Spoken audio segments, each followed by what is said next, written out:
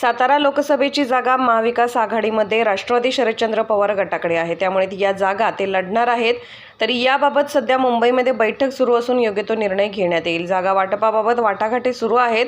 आम्हाला भाजपला हद्दपार करायचे आहे हे चुकीचे आहे, तरी मात्र शेतकरी आता अशा प्रकारच्या आमिषाला बळी पडणार नाही। शेतकऱ्यांना अनेक प्रलोभने देण्यात आली, परंतु आता शेतकरी जागृत झाला आहे। एका बाजूला दिल्ली येथील शेतकऱ्यांना मारहाण केली जाते, त्यांची अडवणूक केली जाते, त्यामुळे अशा घोषणांशी आता काही फरक पडणार नाही। भाजपला आता हरण्याची भीती असल्यामुळे अशा प्रकारचा असफल प्रयत्न ते करीत आहेत। हा फक्त देखावा आहे। निवडणुकीच्या काळात आपली प्रतिमा सुधारवण्याचा हा त्यांचा प्रयत्न आहे, तरी सुद्धा या गोष्टीकडे निवडणूक आयोगाने लक्ष द्यावे। शेतकऱ्यांच्या धानाचे पैसे अजून दिले नाही, तुम्ही उन्हाळी धान घेणार की नाही ती परिस्थिती अजून तुमच्याजवळ नाही।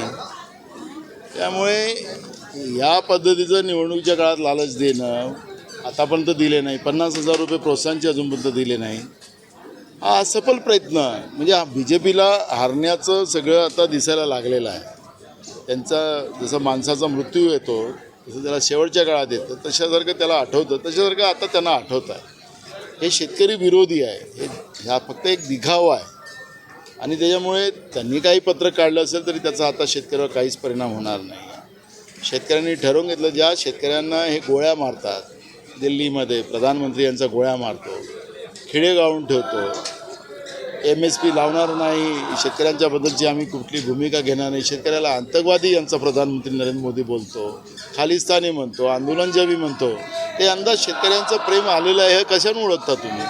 त्याच्यामुळे यांचा हा दिखावा आणि निवडणुकीच्या तोंडावर आता त्यांचं गेलेलं आता त्यांच्याबद्दलचं जो वातावरण आहे ते थोडं सुधारण्याचा प्रयत्न करतात। ते निवडणूक आयोगाने याच्यावर लक्ष घातलं पाहिजे, कारण की ज्या आचारसंहितेचे नियम आहेत ते सत्तेमध्ये बसलेल्या लोकांसाठी नसेल तर मग आचारसंहिता हा जो आहे त्याच्यातला नियमावली आहे त्याचा अर्थच राहणार नाही आणि म्हणून निवडणूक आयोगाने याच्यात तातडीने लक्ष घालावं असं आम्ही पत्र निवडणूक आयोगाला दिलेलं आहे।